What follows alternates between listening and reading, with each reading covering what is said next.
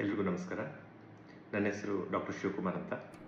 ನಾನು ಕುಶಾಲನಗರದ ಸಮುದಾಯ ಆರೋಗ್ಯ ಕೇಂದ್ರದಲ್ಲಿ ಮಕ್ಕಳ ತಜ್ಞನಾಗಿ ಕೆಲಸ ಮಾಡ್ತಿದ್ದೇನೆ. ಈ ದಿನ ನಾನು ನಿಮ್ಮೊಂದಿಗೆ HPV ವ್ಯಾಕ್ಸಿನ್ ಅಂದರೆ ಹ್ಯೂಮನ್ ಪ್ಯಾಪಿಲೋಮಾ ವೈರಸ್ ವಿರುದ್ಧದ ಒಂದು ವ್ಯಾಕ್ಸಿನ್ ಬಗ್ಗೆ ಕೆಲವೊಂದು ಮಾಹಿತಿಗಳನ್ನ ಹಂಚಿಕೊಳ್ತೇನೆ. ಮೊದಲಿಗೆ ಏನಿದು HPV ವ್ಯಾಕ್ಸಿನ್ ಅಂದರೆ ಏನು, ಇದನ್ನು ಯಾಕೆ ಕೊಡಬೇಕು, ಇದರಿಂದ ಆಗೋ ಬೆನಿಫಿಟ್ಸ್ ಏನು, ಇದರಿಂದ ಏನಾದರೂ ತೊಂದರೆ ಆಗ್ಬೋದಾ ಮಕ್ಕಳಲ್ಲಿ ವ್ಯಾಕ್ಸಿನ್ ಕೊಟ್ಟಾದ್ಮೇಲೆ ಅಥವಾ ಹೆಂಗಸರಲ್ಲಿ ವ್ಯಾಕ್ಸಿನ್ ಕೊಟ್ಟಾದ್ಮೇಲೆ ಅನ್ನೋ ವಿಷಯಗಳ ಬಗ್ಗೆ ನಾನು ಇದನ್ನು ಮಾತಾಡ್ತೇನೆ.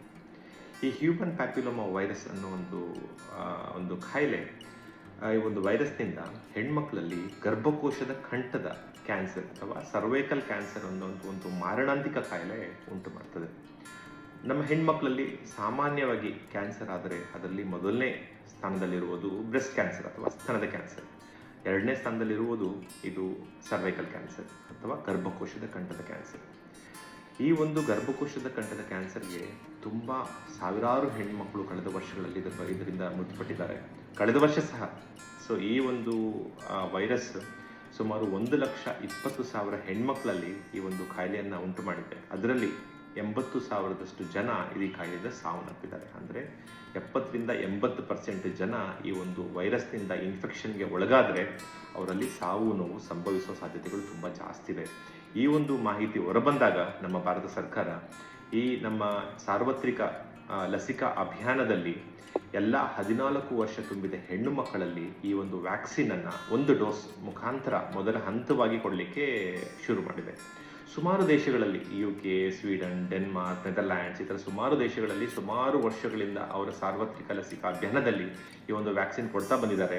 ಈ ವ್ಯಾಕ್ಸಿನ್ ಕೊಟ್ಟ ಕಾರಣ ಸುಮಾರು 70-80% ಹೆಂಗಸರಲ್ಲಿ ಈ ಒಂದು ಕಾಯಿಲೆ ಬರೋದನ್ನ ತಡೆಗಟ್ಟಲಿಕ್ಕೆ ಅವರು ಯಶಸ್ವಿಯಾಗಿದ್ದಾರೆ. ಸೊ ಇದೇ ರೀತಿ ನಮ್ಮ ದೇಶದಲ್ಲಿ ಸಹ ತುಂಬ ವ್ಯಾಕ್ಸಿನ್ಗಳನ್ನು ನಮ್ಮ ಸಾರ್ವತ್ರಿಕ ಲಸಿಕಾ ಅಭಿಯಾನದಲ್ಲಿ ಮಕ್ಕಳಿಗೆ ಕೊಡ್ತಾ ಬಂದಿದ್ದಾರೆ. ಪೋಲಿಯೋ ವ್ಯಾಕ್ಸಿನ್ ಆಗಿರ್ಬೋದು, ಹೆಪಟೈಟಿಸ್ B ವಿರುದ್ಧ ವ್ಯಾಕ್ಸಿನ್ ಆಗಿರ್ಬೋದು, DPT ಆಗಿರ್ಬೋದು, ರೋಟಾ ವೈರಸ್ ಆಗಿರ್ಬೋದು, ಈ ರೀತಿ ಸುಮಾರು MMR ವ್ಯಾಕ್ಸಿನ್ ಅಂತ ಮಾಡ್ತಾರೆ. ಸುಮಾರು ಕಾಯಿಲೆಗಳು ಈಗ ನೋಡಿ, ಪೋಲಿಯೋ ವೈರಸ್ ನಮ್ಗೆಲ್ಲೂ ಕಾಣಿಸಿಗೋದೇ ಇಲ್ಲ. ಮೀಸಲ್, ಮಮ್ಸ್, ರುಬೆಲಾ ಅಂತ ಒಂದು ಕಾಯಿಲೆ, ದಡಾರ ಕಾಯಿಲೆಗಳು ಈಗ ತುಂಬ ಕಡಿಮೆ ಆಗಿಬಿಟ್ಟಿವೆ. ಮತ್ತು ತುಂಬ ಮುಂಚೆ ಮಕ್ಕಳಲ್ಲಿ ಈ ಭೇದಿ ಆದರೆ ಮಕ್ಕಳಲ್ಲಿ ಸಾವು ನೋವಾಗೋ ಚಾನ್ಸಸ್ ತುಂಬ ಜಾಸ್ತಿ ಇತ್ತು. ಈಗ ರೋಟಾ ವೈರಸ್ ಅನ್ನೊಂದು ವ್ಯಾಕ್ಸಿನ್ ಕೊಟ್ಟ ಕಾರಣ ಈಗ ವಾಂತಿ ಭೇದಿಗಳು ಸಾಮಾನ್ಯವಾಗಿ 1-2-3 ದಿವಸದಲ್ಲೇ ವಾಸಿ ಆಗಿಬಿಡ್ತವೆ. ಸಾವು ನಪ್ಪುಗಳು ಆಲ್ಮೋಸ್ಟ್ 99% ನಾವು ತಡೆಗಟ್ಟಲಿಕ್ಕೆ ಯಶಸ್ವಿಯಾಗಿದ್ದಾವೆ ಈ ಒಂದು ರೋಟಾ ವೈರಸ್ ವ್ಯಾಕ್ಸಿನ್ ಮುಖಾಂತರ. ಅದೇ ರೀತಿ ಈಗ ಹೆಣ್ಣು ಮಕ್ಕಳಲ್ಲಿ ಈ ಒಂದು ಗರ್ಭಕೋಶದ ಕಂಠದ ಕ್ಯಾನ್ಸರ್ ಅಥವಾ ಸರ್ವೈಕಲ್ ಕ್ಯಾನ್ಸರನ್ನು ತಡೆಗಟ್ಟಲಿಕ್ಕೆ HPV ವ್ಯಾಕ್ಸಿನ್ ಅಂತ ಒಂದು ವ್ಯಾಕ್ಸಿನನ್ನು ನಮ್ಮ ಸರ್ಕಾರ ಪರಿಚಯಿಸಿದ್ದಾರೆ. ಎಲ್ಲ 14 ವರ್ಷ, 14ನೇ ಬರ್ತ್ಡೇ ಆಗಿರಬೇಕು, 15ನೇ ವರ್ಷ ಬರ್ತ್ಡೇ ಆಗೋಕ್ಕೂ ಮುಂಚೆ ಈ ಒಂದು ವರ್ಷದಲ್ಲಿ ಒಂದು ಸಿಂಗಲ್ ಡೋಸ್ ಮುಖಾಂತರ ಎಲ್ಲ ಸರ್ಕಾರಿ ಆಸ್ಪತ್ರೆಗಳಲ್ಲಿ ಈ ಒಂದು ವ್ಯಾಕ್ಸಿನ್ ಕೊಡ್ತಾ ಇದ್ದಾರೆ.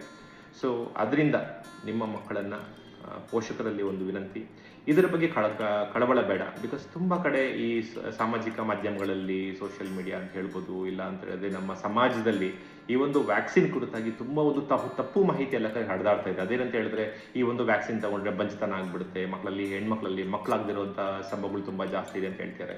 ಆದರೆ ಎವಿಡೆನ್ಸ್ ಪ್ರಕಾರ, ನಾವು ರಿಸರ್ಚ್ ಮಾಡಿದ ಪ್ರಕಾರ ಈ ವ್ಯಾಕ್ಸಿನನ್ನು ಎಷ್ಟು ಮಕ್ಕಳಲ್ಲಿ ಇದುವರೆಗೆ ಕೊಡಲಾಗಿದೆ, 99.9% ಪೇಷಂಟ್ಗಳಲ್ಲಿ ಈ ಒಂದು ಬಂಜಿತನ ಅನ್ನೋದು ಇಲ್ಲ. ಕೆಲವೊಂದು ಹೆಂಗಸರಲ್ಲಿ ಸಾಮಾನ್ಯವಾಗಿಯೇ ಅವ್ರಿಗೆ ಮಕ್ಕಳಾಗಲ್ಲ. ಸೊ ಅಂತ ಒಂದು ಎಲ್ಲೋ ಅಪರೂಪದ ಒಂದು ಸನ್ನಿವೇಶ ಇಟ್ಟುಕೊಂಡು ಈ ಒಂದು ವ್ಯಾಕ್ಸಿನ್ ವಿಡಿದ ಒಂದು ತಪ್ಪು ಮಾಹಿತಿ ಎಲ್ಲ ಕಡೆ ಹರಿದಾಡ್ತಾ ಇದೆ. ತುಂಬ ಒಂದು ಸಮಾಜಗಳಲ್ಲಿ, ಕೆಲವೊಂದು ಕಮ್ಯುನಿಟೀಸ್ಗಳಲ್ಲಿ ಈ ಒಂದು ವ್ಯಾಕ್ಸಿನ್ ವಿರುದ್ಧ ತುಂಬ ಒಂದು ಭಯ ಇರೋ ಕಾರಣ ಆ ಒಂದು ಸಮಾಜದ ಹೆಣ್ಣು ಮಕ್ಕಳನ್ನು ಅವರು ಆಸ್ಪತ್ರೆಗಳಿಗೆ ಕರ್ಕೊಂಡ್ಬಂದು ಈ ಒಂದು ವ್ಯಾಕ್ಸಿನ್ ಕೊಡಲಿಕ್ಕೆ ತುಂಬ ಹಿಂದೇಟಾಗ್ತಿದ್ದಾರೆ. ಅದರಿಂದ ನಾವು ಈ ಒಂದು ವಿಡಿಯೋ ಮುಖಾಂತರ ಹೇಳಿದ್ರೆ ಈ ಒಂದು ವ್ಯಾಕ್ಸಿನ್ ತುಂಬ ಸೇಫ್ ಇದೆ, ತುಂಬ ಒಂದು ರಿಸರ್ಚ್ ಆಗಿದೆ. ನಾವು ಪ್ರತಿಯೊಂದು ವಿಷಯವನ್ನು ಅಷ್ಟೇ ನಾವು ರಿಸ್ಕ್ ವರ್ಸಸ್ ಬೆನಿಫಿಟ್ ಅಂತ ನೋಡ್ತೀವಿ. ಅಂದರೆ ಈ ಒಂದು ವಿಷಯದಿಂದ ನಮಗೆ ಎಷ್ಟು ಬೆನಿಫಿಟ್ ಆಗುತ್ತೆ ಮತ್ತು ಅದರಿಂದ ಏನಾದ್ರು ರಿಸ್ಕ್ ಇದೆಯಾ, ಯಾವುದು ಇಂಪಾರ್ಟೆಂಟ್. ನಾವು ನೋಡಿ, ಪ್ರತಿನಿತ್ಯ ನಾವು ಟ್ರಾವೆಲ್ ಮಾಡ್ತೀವಿ, ಕಾರ್ಗಳಲ್ಲಿ, ಗಾಡಿಗಳಲ್ಲಿ, ಬಸ್ಗಳಲ್ಲಿ, ಟ್ರೈನ್ಗಳಲ್ಲಿ, ಏರೋಪ್ಲೇನ್ಗಳಲ್ಲಿ. ಎಲ್ಲೋ ಅಪರೂಪದಲ್ಲಿ ಒಂದು ಆಕ್ಸಿಡೆಂಟ್ ಆಗಬಹುದು. ಸೊ ಹಂಗಂತ ನಾವು ಟ್ರಾವೆಲ್ ಮಾಡೋದನ್ನೇ ಬಿಟ್ಬಿಡ್ತೀವ.